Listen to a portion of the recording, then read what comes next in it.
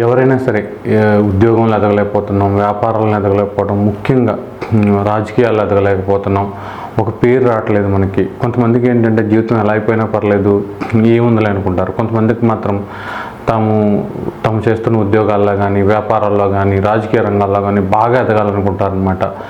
అలాగే ఆత్మశక్తి, will power అంటే ఏంటంటే అనుకోగానే ఏదైనా పని చేయడం కానివ్వండి, లేదంటే ఏ సమస్యకైనా వెంటనే ఎలాంటి నిర్ణయం తీసుకోవాలి, ఇలా ఆలోచనలు రావాలన్నా వీటిలన్నింటికీ సూర్యభగవాన్ యొక్క అనుగ్రహం అవసరం అన్నమాట.